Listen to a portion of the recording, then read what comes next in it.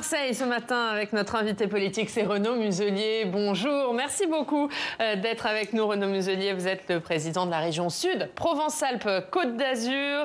On est ensemble pendant 20 minutes. Renaud Muselier, vous étiez membre des Républicains, vous avez quitté ce parti, vous avez apporté votre soutien à Emmanuel Macron, que vous soutenez aujourd'hui. Est-ce qu'un retour au gouvernement vous tenterait ?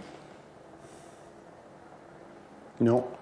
Non, très clairement non. J'ai été 2 fois ministre pendant 3 ans avec le président Chirac. J'ai vécu une crise internationale majeure quand j'étais au Quai d'Orsay avec l'Irak et j'ai entendu avec beaucoup d'attention ce qui venait d'être dit avant sur la crise, la guerre, les sorties de guerre. Et donc aujourd'hui, je suis président de la région Provence-Alpes-Côte d'Azur. J'ai l'honneur d'être président jusqu'en 2028. J'ai élargi ma majorité dans un combat particulièrement difficile puisqu'on me donnait systématiquement perdant.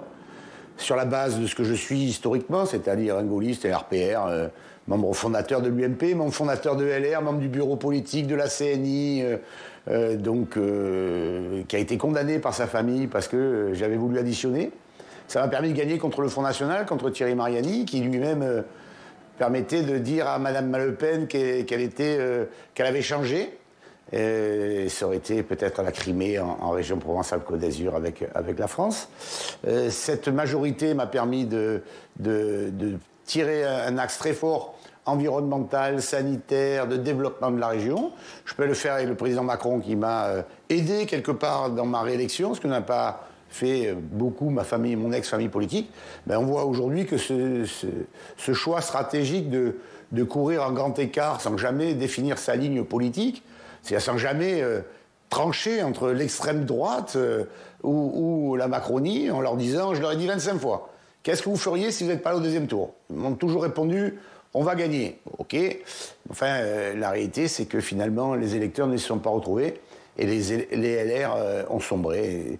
Et j'en suis navré pour eux d'ailleurs, mais je les invite aujourd'hui, au lendemain de l'élection présidentielle, qui a très clairement dit au premier tour, LR, PC, PS, Verts, dehors, avec moins de 5%, qui ont radicalisé les camps avec la droite et l'extrême droite, qui est un radical, qui ont radicalisé la gauche, qui aujourd'hui est en train de se recomposer dans un système radical, d'aller auprès du pouvoir de M. Macron, en disant à mes amis LR, et les électeurs LR l'ont bien compris d'ailleurs, parce qu'il y a un sondage qui va dire que 75% des LR souhaitaient faire en sorte que M. Macron soit élu et voteraient pour M. Macron. On ne va pas rester, nous, les ex-LR. Enfin, moi, ex-LR, c'est réglé. Mais les ex-LR, pendant près de 15 ans sans être au pouvoir, nous, une famille politique, de la droite et du centre, qui sont une famille de gouvernement, qui gouvernent au niveau des mairies, des départements, des régions. On restait 15 ans dehors. Mais justement, Renaud Muselier... vous regardez là déjà que depuis... Mais justement, vous le dites, vous gouvernez au niveau des mairies. Vous avez remporté les municipales, vous avez remporté les départementales, vous gouvernez une partie des régions. Est-ce que du coup, ça ne justifie pas le choix d'indépendance des Républicains ? Il n'y a pas que la présidentielle. Mais je pense que les Républicains se trompent. Là, on parle d'une élection nationale. Dans une élection nationale, on vote pour le national. On est dans un pays, quelque part, bonapartiste. On a besoin d'un chef, qu'il a une armée. Une armée a un projet politique. Et dans ce projet politique piloté par le chef, il y a un combat pour la France, notre pays, qui est un grand pays du monde. Bon. Là, aujourd'hui, regardez, depuis l'élection présidentielle, depuis le 2e tour, on n'entend plus parler de rien à l'intérieur de l'ex-LR, de LR, pardon. Rien, voilà, si ce n'est leur désastre politique. Et ils se recroquevillent comme une peau de chagrin sur leur propre territoire, disant parce que nous avons été élus au niveau local, nous gagnerons au niveau national. Non, ne se trompe pas. Les Français ne sont pas stupides. Il y a les élections locales et les élections nationales. Aujourd'hui, LR au niveau national ne pèse rien. Et donc à partir de ce moment-là, ne pesant rien, leurs leaders locaux n'accéderont jamais au pouvoir national. Donc j'invite les LR à revoir sa position, aux candidats LR de dire mais nous on veut travailler pour gouverner avec une idéologie, une volonté de droite qui est notre formation, notre idéologie, notre volonté, mais nous ne sommes pas contre le pouvoir central. Sinon nous disparaissons et nous disparaîtrons. Donc je les invite à rejoindre M. Macron. Pour qu'on soit clair, les LR, ils doivent rester LR. Les électeurs vont le faire pour eux, hein, sinon. Les LR, ils doivent rester LR, c'est-à-dire que le parti doit se maintenir, mais travailler avec Emmanuel Macron, selon vous, ou est-ce qu'il faut que les Républicains disparaissent, fini le parti, ils doivent se dissoudre et aller dans un parti unique avec Emmanuel Macron ? C'est quoi votre ligne, clairement ? vous savez, moi, je fais partie d'une famille politique qui a évolué, qui a changé de nom un grand nombre de fois. Donc, on n'est pas forcément fondamentalement accroché au nom de LR. On a été RPR, hein, pour ma part. Moi, je suis un pur produit du RPR et je reste idéologiquement et fondamentalement RPR. Après, on est passé à l'UMP. Après, il a été créé les LR. Ce sont des outils politiques qui nous ont permis de porter une idéologie rassembleuse, un projet politique fédérateur autour d'une personnalité comme Jacques Chirac ou Nicolas Sarkozy, qui est aujourd'hui critiqué lui-même dans sa famille LR. C'est quand même une histoire de fou. Mais justement, donc, un mot, on va parler de Nicolas Sarkozy. Les LR doivent évoluer, et les LR doivent évoluer à l'intérieur de la Macronie, c'est évident. Un mot, puisqu'on va parler de Nicolas Sarkozy, mais vous parlez de Jacques Chirac. Vous qui êtes chiracien, hein, vous êtes un chiracien historique, Renaud Muselier. Jacques Chirac, en 2002, il avait refusé un gouvernement d'union nationale parce qu'il disait qu'il ne fallait pas laisser le monopole de l'opposition aux extrêmes. Est-ce que ce que fait LR aujourd'hui, c'est pas dans la droite ligne du chiracisme? Est-ce que se fondre dans le macronisme, ce n'est pas laisser l'opposition à Marine Le Pen? Mais avant, on avait une armée de militants, une famille politique, des leaders charismatiques. Aujourd'hui, qu'est-ce qu'on a? On n'a plus de leaders, plus de militants, et vaguement un tissu d'élus locaux. C'est plus du tout le même contexte. De surcroît, la vie politique nationale a complètement évolué. À l'époque, vous aviez la droite et le PS. Le PS avec ses alliés. Aujourd'hui, le PS est obligé de baiser la babouche de M. Mélenchon. Ils se sont soumis. Très bien. Et nous, LR, le RPR à l'époque avait sa puissance de feu, ce qui n'est plus le cas aujourd'hui. Est-ce que vous allez C'est pas comparable, en fait. Est-ce que vous allez mener campagne pour les candidats de la majorité présidentielle? Est-ce que vous allez aller adhérer à la majorité présidentielle aujourd'hui ou vous restez libre? Non, je reste libre. D'abord, ça, c'est la première des choses. J'ai gagné cette liberté après 35 ans de militantisme dans ma famille politique. Ce militantisme fait en sorte que je n'adhérerai pas à une démarche aujourd'hui d'écurie présidentielle. Hein, donc, je n'adhérerai pas... donc ça c'est Horizon. Je n'adhérerai pas à La République En Marche. Il y a dans la Macronie, en quelque sorte, une forme de galaxie dans laquelle vous avez des gens de droite et des gens de gauche. Je dirais que des gens modérés et raisonnables, ce qui est tout à fait mon tempérament, même si je suis un garçon parfaitement déterminé. La République En Marche, c'est pas pour moi.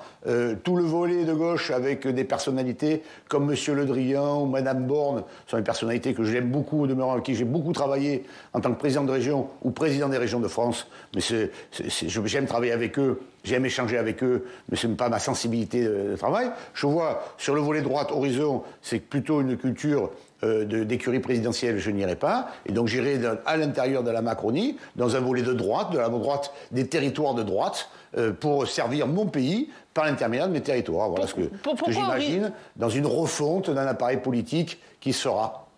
Juste deux questions. Pourquoi Horizon, c'est une écurie présidentielle selon vous? Édouard Philippe, c'est pas le mieux placé pour faire cette alliance entre les élus de droite et la majorité présidentielle que vous soutenez?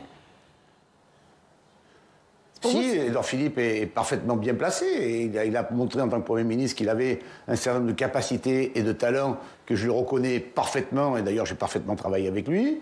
Pour autant, il veut être candidat à la présidence de la République. Oh, il faut apaiser les choses. Là, aujourd'hui, nous avons un président de la République qui a été réélu. Si, bien sûr, il a largement la capacité d'être président de la République, mais moi, c'est pas mon problème aujourd'hui. Moi, je m'engage dans une démarche qui est de dire, il y a un quinquennat qui arrive devant nous, on voit bien que la classe politique s'est radicalisée parce que les gens souffrent, ne comprennent pas, sortent de 2 ans de Covid, des gilets jaunes, il faut apaiser et réformer. Et pour ça, il faut s'appliquer et ne pas rentrer, pour ma part en tout cas, dans une suite logique qui est de dire qui y aura-t-il après le président de la République. Le président de la République a 5 ans pour travailler, il ne se représentera pas, donnons-lui le moyen, soyons avec lui pour restructurer, réformer, aider la France à se développer. Et je le ferai de ma région, où il y a une base ici logique, stratégique, stable, calme, apaisé, qui est indispensable pour le débat politique et public, compte tenu de l'environnement général avec la guerre à nos frontières. Oui, mais on va voir dans quelques instants la manière dont vous allez faire le Rassemblement national. Et juste un mot sur Nicolas Sarkozy d'abord. Nicolas Sarkozy, pour vous, il doit prendre la parole dans cette campagne des législatives? Moi, je suis très ami avec Nicolas Sarkozy. Il m'a beaucoup aidé dans la campagne régionale pour essayer de trouver les meilleures formules contre le Front National et faire en sorte que je puisse gagner. C'est un homme politique qui est le plus capé, qui a le mieux réussi, qui est un grand sage et qui est en même temps très déterminé. Je le laisse s'exprimer, mais le fait qu'il ait été reçu par le président de la République cette semaine montre bien à quel point il continue à peser dans le débat politique. Vous êtes encore en contact avec lui aujourd'hui? Vous lui avez parlé récemment? Bien sûr. Ça, c'est entre lui et moi, mais de toute façon, vous savez, on est dans un schéma politique en France où chacun fait valoir, c'est un peu comme les crêtes des coqs, vous savez, je l'ai eu, je l'ai vu, je lui ai parlé, j'y suis passé, je suis venu la nuit. Voilà, moi, je rentre pas dans ce jeu-là. Non, mais est-ce président de la région, je fais valoir mon pouvoir politique sans fanfaronner ou claironner les choses en permanence. Moyennant quoi, on ne sait plus qui est qui fait quoi, tellement de personnes parlent. Mais est-ce qu'il œuvre, lui? Est-ce qu'il vous a dit s'il œuvrait à un rapprochement entre les Républicains et la majorité présidentielle? Est-ce que vous pensez une seule seconde que le président de la République a reçu l'ancien président de la République pour qu'ils boivent un café ensemble, ou simplement ça? Je ne crois pas. Il travaille sur des législatives, sur des candidatures communes? Écoutez, ce n'est pas les mécanos tous les deux de la vie politique française avec des circonscriptions. Mais je pense que sur les projets... On dit qu'Emmanuel Macron valide lui-même les candidats de sa majorité. Pour avoir un pays stable, ils le font. Le Rassemblement national est fort. La Macronie est un... Juste, Renaud Muselier, le Rassemblement national est fort dans votre région. Est-ce que pour vous, ils peuvent obtenir plus de députés en région sud que les autres partis? Ce dont je suis un peu précieux, en tout cas, c'est que les LR vont perdre beaucoup. Alors, donc, au profit de qui, je ne sais pas. Nous, les ex-LR, il y en a 15 aujourd'hui. Je pense qu'ils vont revenir entre 1 et 3. Voilà. On a dans la région Provence-Alpes-Côte d'Azur, qui est toujours très forte pour le Rassemblement national, mais qui fait en sorte que globalement, quand même, quand on nous annonce aux municipales qu'ils vont prendre 17 et 20 villes, ils en prennent 2, celles qu'ils avaient. Quand on nous explique au régional qu'ils vont gagner la région haut la main, je fais le meilleur score de la droite en France, Madame Delga faisant le meilleur score de la droite de la gauche en France. Donc ils sont très forts, mais ils ne gagnent pas les élections locales. Au niveau des circonscriptions, il y a 42 circonscriptions dans la région Provence-Alpes-Côte d'Azur. Vous aurez 28 Macron-Le Pen, vous aurez 6 Macron-Mélenchon, et après vous aurez 8 Mélenchon-Le Pen. Voilà comment est en train de se définir le dispositif. Et c'est-à-dire, vous voyez à peu près combien de députés pour chacun? Là, vous nous avez... pour le front, hein, quand même. Voilà. Non, mais là, vous nous avez donné les duels de second tour que vous voyez. Au final, vous imaginez combien de députés pour chaque parti? Vous qui connaissez bien votre région. Ça, je peux pas bien voir encore, parce que vous avez, c'est peut-être un peu encore tôt, c'est encore un peu tôt. Vous avez les territoires qui se perturbent avec les candidats. Quand vous avez contre M. Ciotti, Zemmour qui se présente pas, ça l'aide mécaniquement pour survivre au deuxième tour. Est-ce que le taux de participation permettra d'être triangulaire ou non, comme souvent nous en avons eu dans le Sud? Je ne le crois pas. Donc ce seront les deux premiers qui sortent, en fonction des endroits où il y a des alliances plus ou moins nauséabondes, on se retrouve, ou malsaines, on se retrouvera avec des jeux un peu différents, mais c'est tout à fait à la marge. Donc je ne vois pas une très grande poussée du front, je vois une grosse chute de LR, et je vois les élus de Macron très bien placés. Il faut faire très attention, vous voyez une zone comme par exemple Aix. Aix, c'est une des premières villes de Macron en France, hein, avec un très gros score. Ça, c'est une vraie ville de droite. Et dans la circonscription de M. Mélenchon, il y a 2 circonscriptions à Aix, dans la circonscription de M. Mélenchon, Macron fait un énorme score au deuxième tour. Et pour autant, il n'a aucune chance de gagner. Un mot pour revenir sur ce que vous l'avez un petit peu évoqué. Effectivement, Éric Zemmour, Reconquête, a fait le choix de ne pas présenter de candidat face à Éric Ciotti. Qu'est-ce que vous en pensez ? Je pense que ça prouve bien la dérive de mon ex-parti. On excommunie systématiquement les personnes qui veulent travailler avec monsieur Macron, alors que ça fait partie de notre culture, de notre ADN à l'époque, et de dire c'est la droite et le centre. On additionnait les compétences, et là, on ne les veut pas côté Macron. Et quand quelqu'un de LR, membre de la Commission nationale d'investiture, se retrouve de fait soutenu par Zemmour, à ce moment-là, on ne dit rien. Vous avouez que c'est quand même une dérive vers l'extrême droite qui est tout à fait intéressante à analyser, mais qui prouve bien que nos ex-électeurs LR ne s'y retrouvent pas. Mais c'est de fait, vous l'avez dit, Éric Ciotti n'a pas demandé à ne pas avoir de candidat d'Éric Zemmour face à lui. Qu'est-ce qu'il aurait pu faire? Qu'est-ce qu'il aurait dû faire, selon vous? Comment vous le savez, vous, qu'il n'a pas demandé? Vous pensez qu'il a demandé? Vous le savez? Vous pensez qu'il a demandé? Que c'est lui qui a demandé à ne pas avoir de candidat face à lui? Vous croyez que M. Ciotti, les choses lui arrivent par hasard comme ça? Vous croyez que c'est bizarre? On n'entend plus du tout en ce moment d'ailleurs. Donc ça veut dire que pour vous, en sous-main, il négocie... En sous-main, il négocie avec Éric Zemmour, c'est ça que vous nous dites? Enfin, allez, vous ne croyez pas à ça, vous? Non, je ne sais pas, je vous pose la question. Il y a un double jeu d'Éric Ciotti, pour vous? Eh ben... Oh, il y a toujours un triple ou un quadruple jeu avec lui.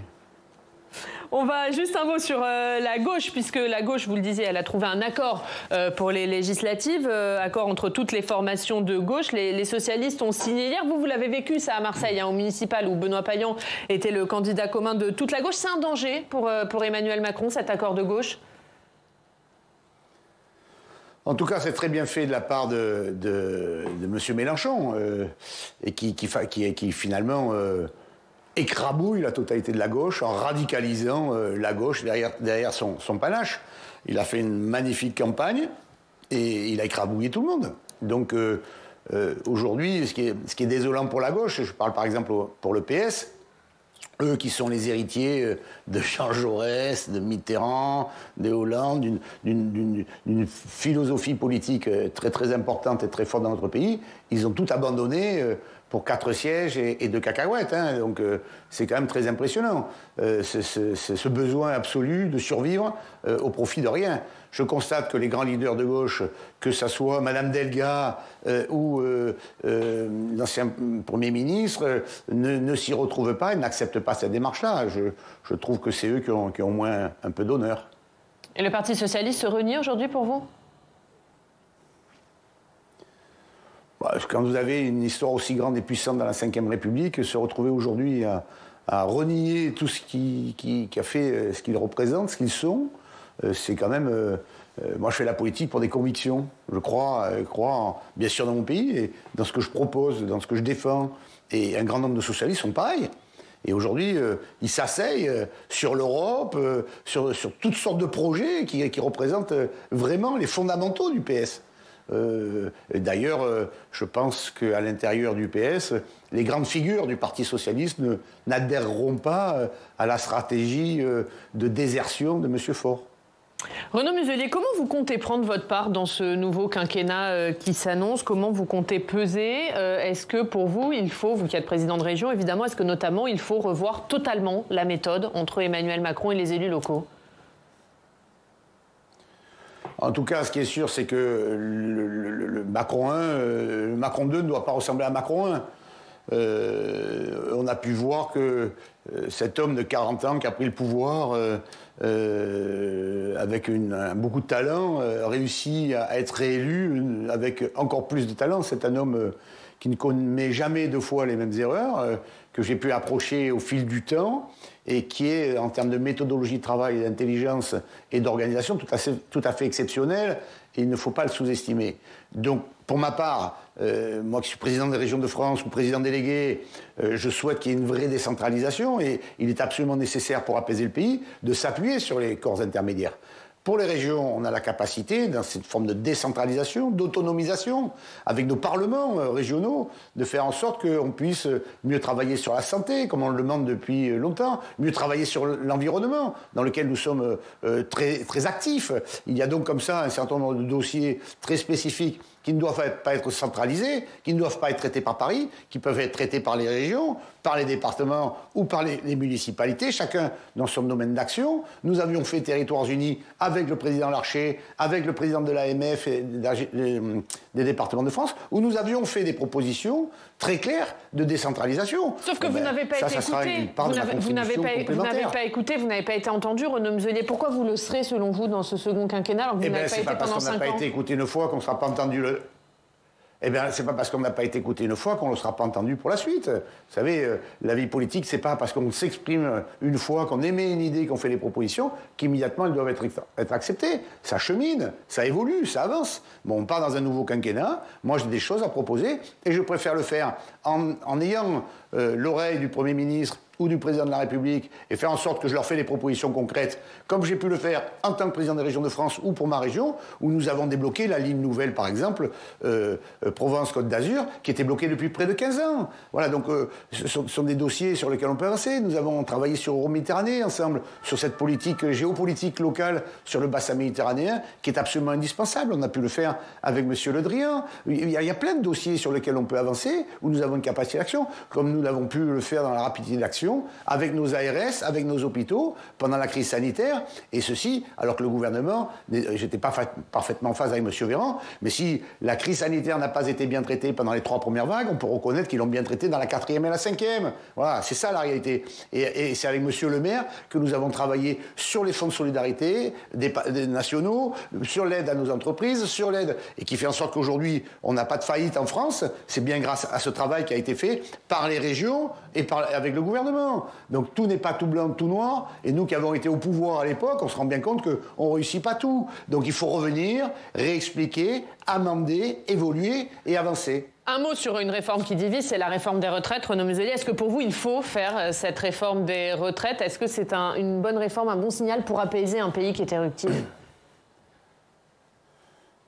Alors il y a une double question, hein, c'est est-ce qu'il faut faire cette réforme? Oui. Est-ce que c'est un moyen pour apaiser pour un pays éruptif? Non. Et c'est la difficulté de la gestion de notre pays. Elle est indispensable, soyons sérieux. Et il faut la faire bien maintenant. Sûr, il y a une évolution pour la pénibilité. Bon.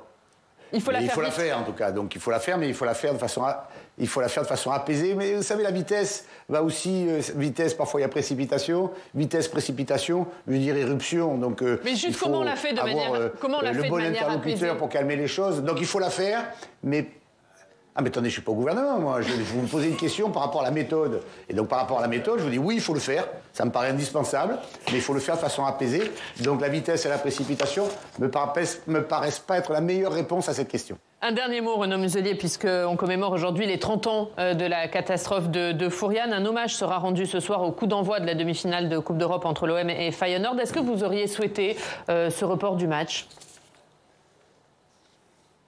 Oui, vous savez que je suis médecin, j'ai soigné à l'époque les patients qui nous avaient été envoyés de Corse sur Marseille, puisque nous sommes la destination directe, dans nos hôpitaux, dans nos urgences, dans nos centres de rééducation. J'ai soigné personnellement mon ami monsieur Jean-Baptiste Dumas, qui était l'envoyé spécial de RTL. Rien que d'en parler, j'en ai encore la chair de poule, c'est pour vous dire un grand nombre d'années après.